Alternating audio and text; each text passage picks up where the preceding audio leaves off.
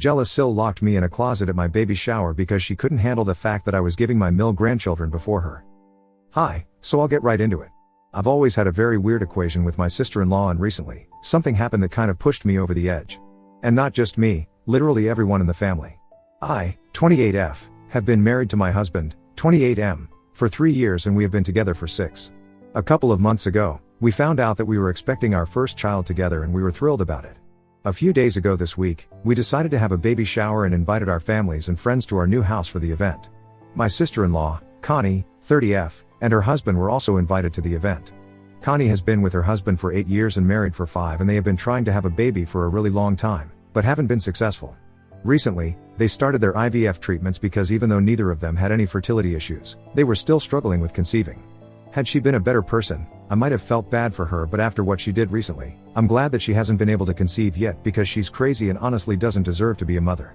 Connie and I don't really get along, and I would say that it's her fault because I've always been cordial with her, but she just has a weird attitude about everything. Earlier, she used to be nice to my face, but I had heard from several of her family members that she constantly put me down behind my back and made fun of a lot of things about me, so I slowly distanced myself from her.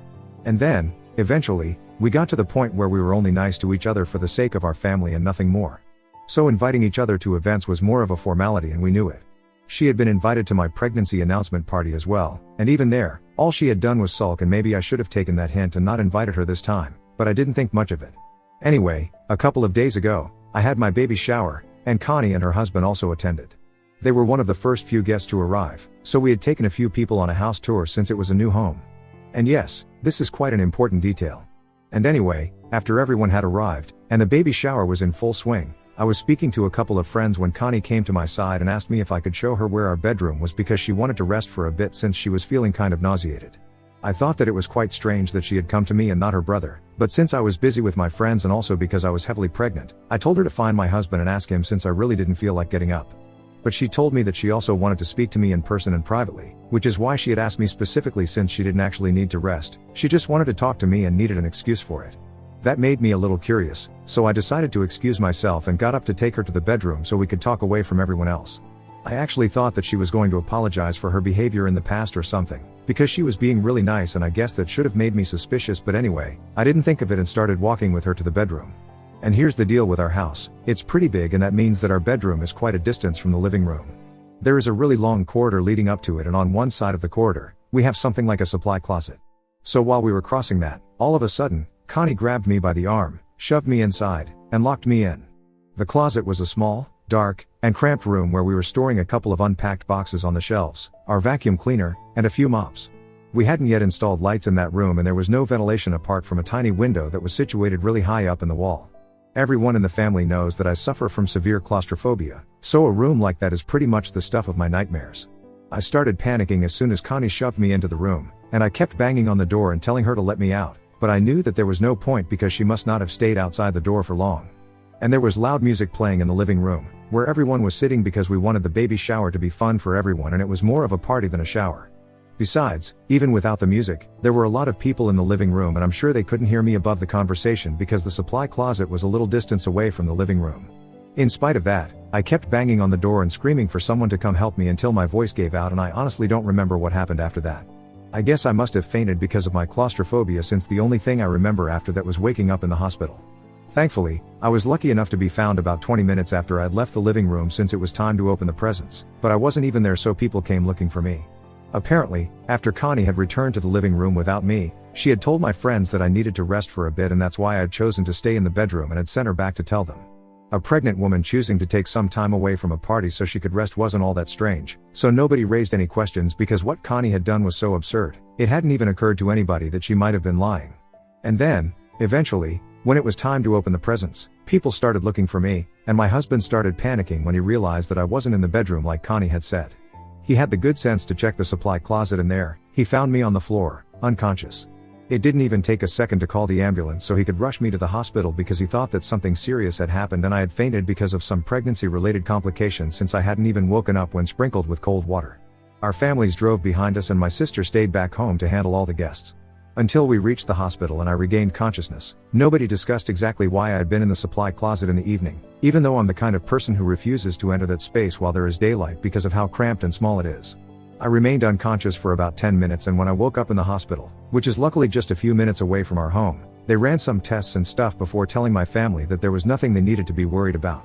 I'd just been knocked out cold because I had probably been in a very stressful situation and my blood pressure had dropped to a dangerously low level. That bit wasn't surprising because ever since I got pregnant, I had been having a lot of trouble with my blood pressure and the way it was fluctuating constantly. And I guess the claustrophobia and the panic attack must have triggered me somehow, which is why I ended up fainting and remaining unconscious for 10 whole minutes. After I came to my senses, they took me home and my sister made sure that all the guests were served food and told them that I was completely fine so they wouldn't worry. Once I had come back home, nobody was in the mood to have fun anymore, so everyone went back home and it was just me and our families who stayed so we could get to the bottom of what had happened. I felt exhausted, so even though I remembered exactly what had happened, I was in no mood to relive it and I just wanted everyone to leave so I could go to sleep. But luckily for me, my friends who had been speaking to me before I left the room with Connie had heard the conversation between me and her, and they knew that it was Connie who had taken me out of the living room so we could go to the bedroom. And in all likelihood, she was the one responsible for this, so before they left, they had told my husband about it. They didn't bother me that evening, but the next morning, I found out from my husband that he had confronted Connie before the family had left, and while I was resting in the bedroom, they had been arguing in the living room. Our families were there and so was he, and Connie kept denying that she had anything to do with locking me in the supply closet. She claimed that she had gone with me to the bedroom to apologize for always being cold and a bit mean to me all the time, and apparently we had made up for the last couple of years. Then, I told her that I wanted some time away from the party, so I stayed in the bedroom and she came back. So she really had no idea why I had ended up in the supply closet and denied having anything to do with it. And since it was just her word against my friends, they couldn't come to a conclusion that evening. But the next morning, I woke up in a much better condition, and after breakfast, my husband asked me what exactly had happened and I told him everything. I told him I had kept banging on the door of the supply closet and begged Connie to let me out, but she probably hadn't even been there to hear me. He was furious and called the rest of the family over once again so we could deal with the situation, and this time, I was present as well, so she couldn't deny what she had done. I remember that morning, Connie showed up looking really sick and pale because she probably knew that she was screwed. Her husband also looked worried, but I don't think that he knew exactly what his wife had been up to. Anyway, I recounted what had happened that evening and confirmed the fact that Connie was the one who had pushed me into that closet and left me there. Everyone seemed horrified and nobody really knew what to say because I don't think anybody wanted to believe that somebody they had known for so long was capable of doing something so horrible. Truth be told, I get that because no matter what kind of relationship I had with Connie, even I had found it very difficult to believe that she had done something so unhinged. But that was the truth. She had tried to harm me on purpose, and I didn't even feel safe around her anymore. After I was done talking, my mother-in-law, Pam, was the first one to speak up. She sounded really disappointed and resigned, and said that she should have seen this coming, because, for the past couple of months, Connie had been absolutely livid with me. The reason for that was that she felt like I was rubbing it in her face, the fact that I was pregnant before her, even though she had been married for longer than me. She had even said that she was very unhappy with the fact that I would be the first woman in the family to give Pamela a grandkid and not her. But Pam thought that these ramblings against me were just harmless and petty, so she never brought it up with us, but she had no idea that Connie would go out of her way to do something like this out of anger and jealousy. At that point, Connie started crying and said that she hadn't done this out of anger, but it was only meant to be a harmless and innocent prank. She claimed that she had no idea that this was going to go so wrong, and she had actually intended on just leaving me locked in there for a couple of minutes as a prank, and then she would let me out and apologize for not just locking me in for her behavior towards me for the past couple of years. She said that she had completely forgotten about the fact that I was severely claustrophobic, and when she realized that I had fainted in the supply closet, she knew that people would think that she had done this on purpose, and that's why she had chosen to lie about the previous night, because she was scared of the consequences.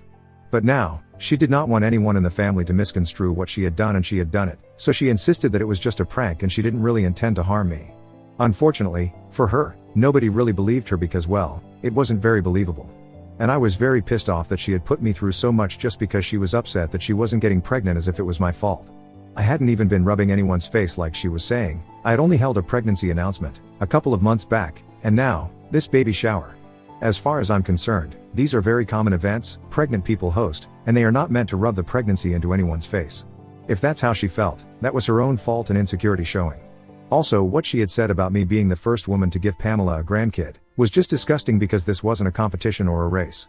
The bottom line was that she was upset that she hadn't had any luck in getting pregnant, and I hadn't even been trying, but I still got pregnant. And it sucks for her that she's having to deal with fertility issues in spite of having all normal results, but that's really not my fault or my problem. And I had had enough rest, so I was furious the next morning, and I told Connie that for the past couple of years, she has been nothing but weird with me, but I had never even done anything to her. In fact, I had always tried to be nice to her, and she was the one who had constantly faked it with me and then gone behind my back to talk crap about me. Even then, I had stayed dignified and just distanced myself from her, but it seemed like she was just never happy and wanted to make sure that she created enough problems for me. I told her that I could understand that she was feeling jealous and insecure, but for somebody to act like this, was just demented, and I did not feel safe around her anymore. I told her that she was a horrible human being for what she had done. Even though nothing had happened to me, something very easily could have happened, and I knew it was not a prank like she was trying to pass it off as. I knew that she saw me as competition, but unfortunately, I was not competing with anyone and she had no right to drag me into this for no reason. Then, I told her that I did not want her visiting or speaking to me anymore, and then, I turned to everybody else and said that if they spoke to her again then I would not speak to them. So it was either going to be her or me, and that's when Connie started protesting, saying that I had no right to do that, especially when she had just been playing a prank. I could see that both she and her husband were actually worried, but I had said whatever I had to say and they could go on screaming, but it didn't matter, since I knew that the rest of the family was also going to agree with me. Eventually, Connie got way too loud, and my mother-in-law had to step in. She told Connie to stay quiet because this was just the consequence of her own actions and she had lost the right to protest against it. And then, she said something that shocked us all. She backed me up and told me that I was right. It wouldn't be possible to look at Connie the same way because what had happened was just insane and nobody was going to believe her claim of it only being a prank. Then, she went on to say that she was cutting Connie out of her life for now and maybe in the future they would be able to make up, but right now, she didn't want anything to do with her. And that also meant that she was no longer going to be paying for the IVF treatments, so they would have to look for some other way to deal with it.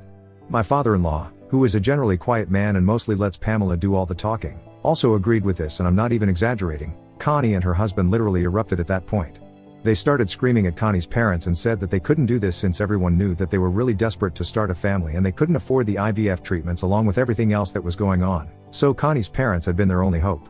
For context, my in-laws are quite rich, but Connie's husband's parents aren't exactly on the same level, so they couldn't have approached them for help. Connie and her husband have just started a new business. It's barely been a few months, so they haven't managed to break yet, which is probably why they were relying on Connie's parents for the money for the treatments. We didn't know about that before it was brought up by them, and it was a huge deal that they were backing out of it since Connie had been pretty desperate to have a baby. When Connie and her husband started screaming hysterically, Pam stood her ground and said that given her current state of mind and the way she was behaving, she thought it was best for her not to have a baby right now, and I couldn't agree more.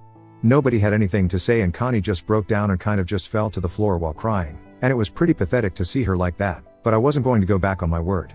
She continued to sob on the floor for about 5 minutes and nobody said anything during that time, but then, she got up and I thought that she was going to speak to her mother, but she came directly towards me and actually started begging for forgiveness. And I mean, she was really begging. She was on her knees and everything and said that she was genuinely and truly sorry for what she had done, but she knew that I could make this right by speaking to Pam and I just had to do it. Pam tried to be gentle with her and told her that her mind had been made up and not even I could change it, but Connie was not ready to listen. She was just hysterical and I don't think she was in her senses at the time. It was kind of awkward, so I didn't even know what to say and I really felt bad for her, but there was nothing that I could do.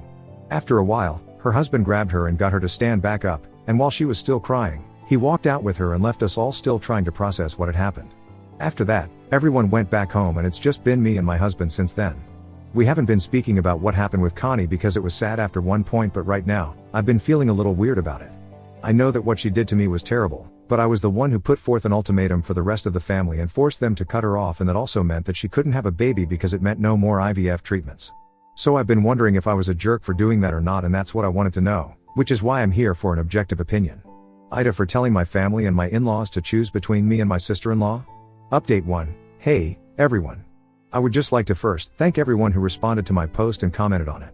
The majority of the comments agreed that I'm not the one at fault here, so I'm pretty relieved because I had been feeling very heavy and guilty after what had happened. I guess I just hadn't expected her to beg for forgiveness like that, and she had been pretty hysterical, so I guess I started feeling bad for her.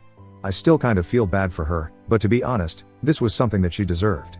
It wouldn't have been fair for her to get away with all of this scot-free because regardless of what her intention had been, I still don't know if it really had been meant to be a prank or not, but the consequences of it were not really good for me. And to be honest, I think I'm still gonna stick by what I had said about her not being ready to be a mother just yet. If she is acting like this, so unhinged and irresponsible, just because she's pissed at me, then I'm not sure how she thinks she's ready to handle a baby. It's very obvious to me, and I think it's clear to Pam as well, that Connie has some serious issues, so until she deals with that, I think it's better for her to stay away from motherhood. I've spoken about this with my husband, and I told him that I had been feeling really bad about what happened with Connie, but he told me not to worry about it. Apparently, his sister had always been a bit of a hothead, but everyone had thought that she had left that kind of behavior back in her teens. She used to be one of your typical vindictive mean girls back in high school and even in college, but this was not just mean, this was downright cruel. And I knew that she had always had a mean streak in her, but for her to manifest in waves like this, I don't think anyone had seen that coming. Anyway, my husband reassured me, and after that, I felt considerably better about all of this. So I'm gonna try and put it all out of my head now and just focus on having a happy rest of my pregnancy. Update 2. Hey. So 8 days have passed since my baby shower, and since the event didn't exactly end well, we hosted a formal dinner for everyone tonight to make it up to them, and obviously, Connie and her husband were not invited this time. I hadn't opened any of the gifts, so I decided to open them today, with all my friends and family around me. We were all having quite a nice time until dessert was served, because that was the time around which Connie decided to make a post on social media, calling me out on my behavior. Yeah, the irony is astounding that after everything that has happened, she is the one who is calling me out. I had blocked her shortly after the incident had taken place, so I didn't know about the post, but she had tagged a couple of my friends and a few family members on it, so they were notified and read it out to me. It was ridiculous. She had posted that apparently I'd always been in competition with her, and I had really thought that I won when I got pregnant before her. And she acknowledged the fact that she had lost her temper a couple of days back, during my baby shower, and had locked me in the closet, but my way of retaliation has been a lot more severe than what she had done. She posted that I had forced her family to cut her off and made sure that she wouldn't be able to get pregnant by convincing her mother not to contribute to her IVF treatments anymore. But unfortunately, my plan was not going to work, because they had decided to pay for the IVF treatment themselves and they were definitely going to have a baby. So the rest of the family could cut her off, but it was not going to make a difference to her because she was determined to become a mother and start her own family.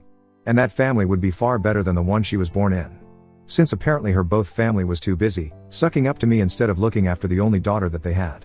I tried really hard to feel offended at that post, but honestly, it was just such a huge joke that I ended up laughing at it and everyone else followed me.